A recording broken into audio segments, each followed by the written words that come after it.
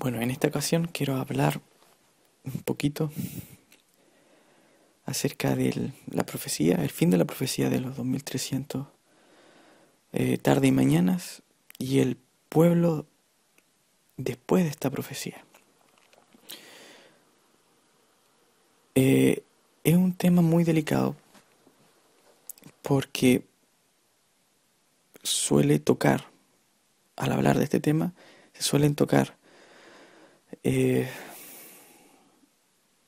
puntos muy delicados, dolorosos, débiles, de mucha gente que ama de verdad a Dios y cree en Jesús. Es por eso que a los adventistas muchas veces se los tilda de secta, de personas encerradas en sí mismas, no sé, con delirio de persecución, pero quiero mostrar en pocas palabras que no es así. Puede parecer que sea así, pero no lo es. Para entender mejor, uno tiene que comprender la historia de la Biblia. Pero más que entender la historia de la Biblia misma y los relatos y lo que ahí se cuenta, es entender cómo Dios trabaja y cómo ha trabajado en ese gran periodo que se describe y se registra en la Biblia, varios cientos y cientos de años, incluso del comienzo de la creación. Cómo Dios trabaja y cómo Dios funciona, cómo hace para mantener la verdad en la tierra y que no se desaparezca. Como Él es Dios, uno puede prever que Él es muy organizado, muy ordenado en su forma de trabajar. Y Él hace, si uno está atento a cada narración bíblica, que la verdad permanezca guardada y segura en las manos de un pueblo especial, de un pueblo que sea de agrado de Él. Es una de las razones por qué Dios da muchos mandamientos y se muestra en el Antiguo Testamento firme en hacer entender a la gente de que hay normas de pureza y santidad. Y quiere y se esfuerza, Dios se esfuerza para que un pueblo especial tenga esas cualidades. Y en ese mismo pueblo quiere guardar sus doctrinas, sus enseñanzas, su carácter y que sea dado a conocer. Ese es el plan de Dios y es descrito a través de toda la Biblia. Comenzando incluso de la descendencia de Adán, Set, los hijos de Dios, relata la Biblia. Con la luz de Elena de White, lo que se le revela a ella, porque no es ella la que inventa, sino se le revela. Dios quiso mantener la pureza a través de la descendencia de Adán. Y de ahí, y según lo que relata por supuesto la Biblia, viene de hecho el Mesías. Dios sabía de antemano, era su voluntad de que Jesús viniera a través de una generación de personas lo más recta y pura. Y además tener un pueblo especial, del cual el enemigo también iba a atacar, porque el enemigo también sabía que de ahí iba a venir el Mesías. Después Abraham, Isaac, Jacob, por supuesto, hasta la historia de la venida de Jesús. Hubo un pueblo descendiente de Abraham, pero el pueblo no hizo su voluntad. Siempre dentro del pueblo del aparente pueblo hay un remanente más pequeño. Eso se repite, se va a repetir siempre hasta que Jesús regrese. Pero Dios siempre mantiene un pueblo con, demarcado por leyes y doctrinas. Ahora bien, en Daniel, Gabriel, el ángel Gabriel, le comenta que hay una gran profecía, una profecía de tiempo muy grande, la más grande de todas, 2300 tardes y mañana. Si uno lee detenidamente en Daniel, el mismo ángel Gabriel, en las mismas visiones que él tiene, se explica qué son las naciones,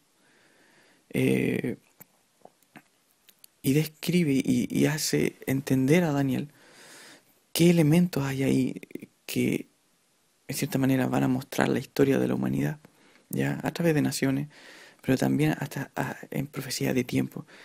Dentro de las profecías de Daniel, el ángel nunca le dice a Daniel que esos tiempos son, esos días, 2000 tarde y mañana, que significa días, son en realidad simbólicamente años, no se la dice explícitamente.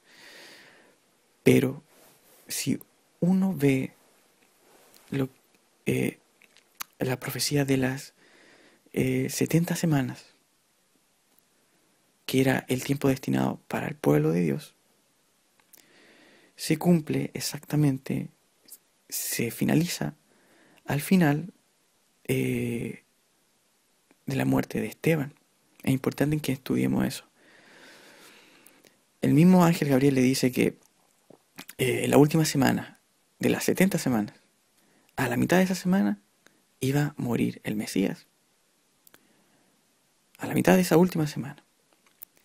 O sea, había muy poquito para que terminara. Y después de 3 años y medio, después que Jesús resucitó, a Daniel se le muestra de que se terminaba las 70 semanas, una profecía que está dentro de las 2300 tarde, 2300 tarde y mañana. Eso da a entender que simbólicamente Dios está mostrando la historia, lo que viene, pero con figuras. Las 70 semanas, Dios da a entender que son días, la muestra como días, 490 días, que si uno la resumen son 70 semanas, y la profecía es grande, 2300 días. Pero se cumple las 70 semanas, justo a la media semana, de la última semana, a la mitad, la muerte de Jesús. Por lo tanto, son años, no pueden ser días. Son literalmente años. Y se cumplió con las 70 semanas. Bueno, en otra ocasión vamos a hablar de las 70 semanas, cómo estaba destinada para el pueblo de Israel. Después de que se terminó las 70 semanas, el mensaje fue comunicado, se esparció. Con la muerte de Esteban, los cristianos fueron a muchos lugares. Y el mensaje final empezó ahí, se fue al mundo entero. Bueno, pasaron los años, muchos años de oscuridad, pero la profecía de los 2300 tardes estaba escrita por Dios mismo, escribiendo Él la historia. Y llegaba el tiempo para los 2300 años recordar que toda esa profecía, el ángel le dice que desde la orden en que se iba a mandar a la reconstrucción de los muros, eso fue en el año, los muros de Jerusalén, eso fue en el año 457 a.C., a través del decreto de Artajerjes. Teniendo en cuenta eso, una información histórica que está, uno puede deducir las 70 semanas, que termina con la muerte de Esteban, precisamente, uno tiene que entender que el mensaje cristiano de Dios y de la Biblia sale a todo el mundo, a todas las naciones, pero la última gran profecía, los 2300 años, termina justo en 1844. Uno tiene que entender esto es bíblico. Acá no hay nada que no sea bíblico. cuidado a las personas que entran a juzgar esta profecía de que la iglesia adventista o los dirigentes o las primeras personas que la formaron pusieron fecha y falló. A ver, esta profecía se cumple y es bíblica, a diferencia de otras denominaciones, incluso de adventistas reformistas u otros adventistas que han querido fijar fechas. Lo hacen en base a cosas que en la Biblia no sale, especulan. Pero esta profecía es totalmente eh, confiable, porque mismo ángel Gabriel, los mismos relatos del Mesías de la 70 semana muestran que son días, los días son años. Entonces, coloquémonos a pensar, el enemigo sabía de esta profecía, él estudia la Biblia y él también quiere que nadie conozca cómo Dios ha revelado la historia en la Biblia. Después de los 2300 días no hay más fechas proféticas. Por lo tanto, el tiempo del fin está muy pronto. Y el enemigo sabe eso. Y lo sabía. Bueno, entonces, ¿qué esperar después de 1844? Recordemos que Gabriel dice, después de los 2300 días, tardes y mañanas, el santuario será purificado.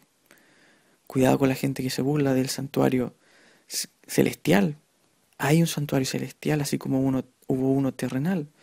Y en el celestial está Jesús intercediendo, el sumo sacerdote principal. Eso lo dice Pablo en Hebreo. Después de 1844, el tiempo iba a ser breve. Es la última profecía. ¿Qué pasó en esa fecha? Antes de esa fecha, y en los años eh, de los 1500, hubo mucha oscuridad, mucha oscuridad espiritual. Una iglesia en especial se decía que tenía la verdad, pero en realidad la escondía y no la daba a conocer, la Biblia. La Biblia estuvo a punto de desaparecer, pero ahí estaba escrita la historia de las historias, la historia de la humanidad. En 1844 pasaron muchas cosas. Alrededor de esa fecha pasaron muchas cosas. Muchos piensan que en realidad las cosas siguen iguales. Pero antes de esa fecha y después de esa fecha hay un gran contraste. A ver, surgieron muchas religiones. 1840, 1850, 1860. Muchas denominaciones que hoy día están con nosotros.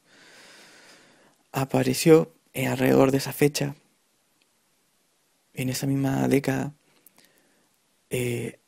lo que se conoce como el espiritismo moderno, al comienzo, los famosos eh, eh, golpes que según si uno busca en internet y la historia se va a dar cuenta que había en una casa había muerto eh, en Nueva York unas personas y esas personas estaban comunicándose a través de golpes. Ahí nace el espiritismo moderno tal cual es ahora. Ahora eso es tan común, pero antes de eso no había sucedido de esa forma. Estaba oculto de una forma eh, en algunas partes donde estaba reinaba Satanás, en realidad, donde la maldad era tremenda. Pero a partir de ese momento, eso fue algo popular. En 1948, la evolución también surge ahí, por esa fecha. En 1859 Darwin escribió, pudo en sus observaciones demostrar que en la naturaleza, al parecer, las cosas evolucionan. Eh, y por qué no, quizás de algo muy pequeño evoluciona a algo muy grande.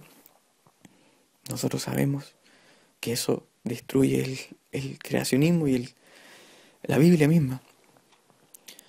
Eh, Surgen muchas otras cosas más.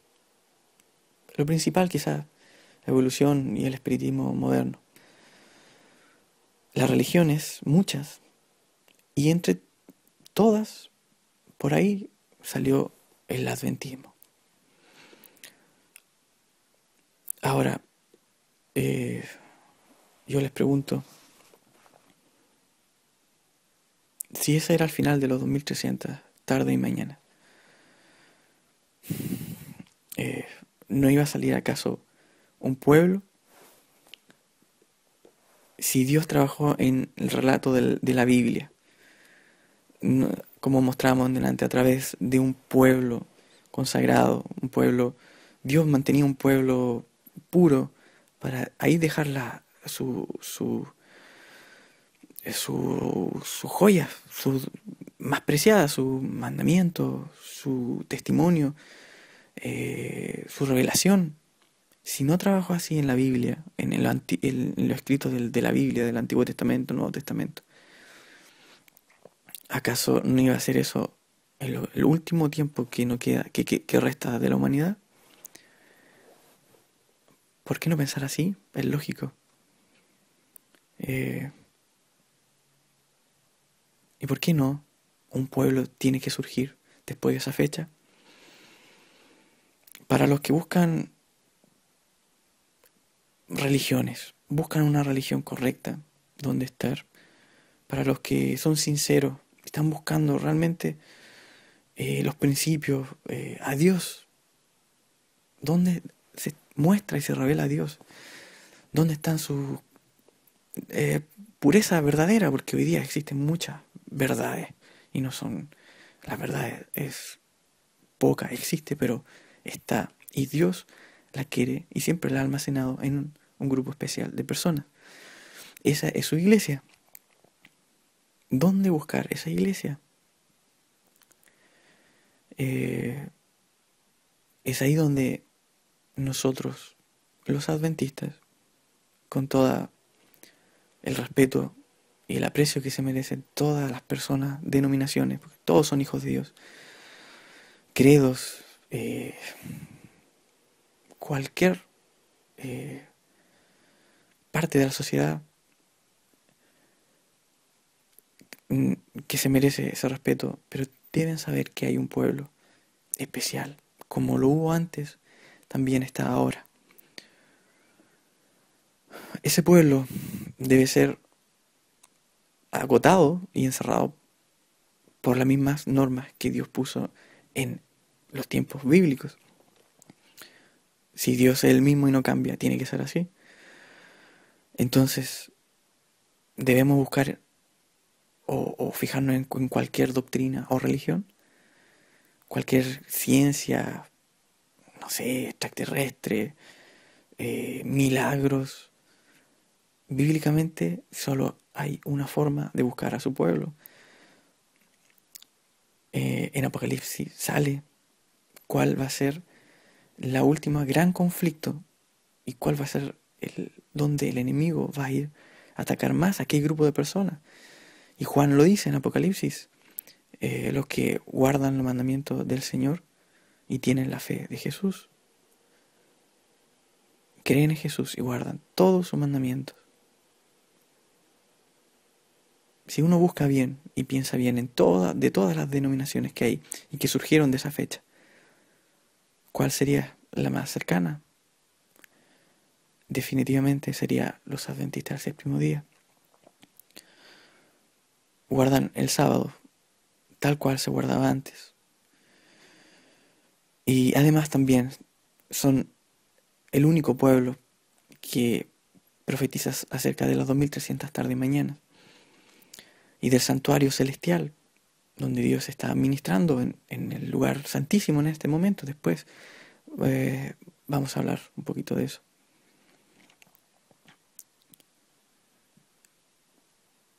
Así es fácil buscar, es fácil encontrar. El enemigo sabe que en este último tiempo hay un pueblo que tiene la verdad, un pueblo que es imperfecto, y hay muchos incluso dentro de esa denominación que no son del pueblo verdadero. Recordemos que Dios no ve el nombre, no ve ni siquiera si es que vamos a la iglesia, ni los registros de la iglesia. Dios ve otra cosa, ve el corazón. Y Dios quiere que ese pueblo sea muy especial, porque va a estar a cargo de mostrar en el último tiempo y corto tiempo las doctrinas verdaderas.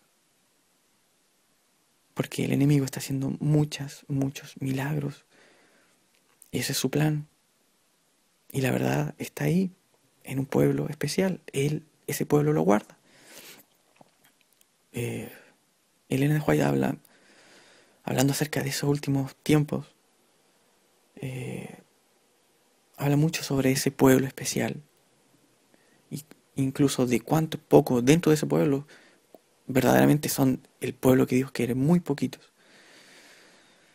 De ahí que nosotros creemos en el espíritu de profecía como una profeta más a Elena de White. No es porque la idolatremos ni nada por el estilo, sino que sabemos que ese mensaje que a ella se le da es bíblico, porque la Biblia manda probar a los profetas si es que hay, y escucharlo, probarlo. Pueden que no sean y pueden que sí sean. Y a la ley y al testimonio. La ley, los 10 mandamientos, el testimonio, lo que está escrito en la Biblia y lo que cada profeta vio y lo escribió, que no se contradiga de acuerdo a eso. Sabiendo eso, nosotros podemos entender y saber y estar tranquilos de que hay un pueblo que va a terminar la obra y el cual Dios está protegiendo. No es porque nos llamamos adventistas y Dios nos protege por eso, o que nosotros seamos tan orgullosos. No es así. No es así. Sino Dios sabe que sus mandamientos, sus normas, sus principios, y su amor, y su verdadera apariencia, y su forma de actuar, está revelado y lo pueden hablar de una forma segura los que guardan sus mandamientos, porque uno puede creer en ellos. Dios ha trabajado así durante toda la historia. Queda muy poquito para que el Señor regrese. Y la iglesia tiene que dar un mensaje y tiene que estar firme y recta y tiene que reformar sus vidas. No solamente los adventistas que llevamos años, sino todos los que van conociendo la verdad y se suman a este nombre, a esta denominación. Recordemos, sí, nuevamente que Dios no mira los nombres. Mucho del pueblo verdadero, del pueblo final, no están dentro de los adventistas el séptimo día. Pero ese pueblo imperfecto que ahora, al final de los tiempos, tiene que mostrar la verdad, el sábado sobre todo. Y ahí va a llegar mucha gente. Recordemos que los mandamientos va a ser el gran conflicto final. Porque el enemigo quiere que no se obedezca. Él está haciendo la guerra y la batalla contra Dios. A los no adventistas, mediten, estudien la Biblia, sean sinceros, busquen la verdad, oren de todo corazón a Dios, que les muestre la verdad, cómo Dios se manifestaba en la Biblia, en Abraham, a Isaac, a Jacob, los pactos que hacían con ellos, pactos de obediencia, de guardar las normas, y eso es la pureza. Esa norma es la base de todo comportamiento de la sociedad. Dios es muy celoso en eso. Y al final del tiempo va a ser mostrado. Y la batalla final va a ser concerniente a eso. Que podamos estar en pie meditando en esto y haciendo la labor, nuestra tarea. Jesús regresa y quiere un pueblo puro, santo. Es así como va a poder sobrevivir a su presencia cuando Jesús regrese y vivir en la presencia allá en los cielos. Y en los cielos de los cielos y en los mundos no caídos. Que Dios los bendiga.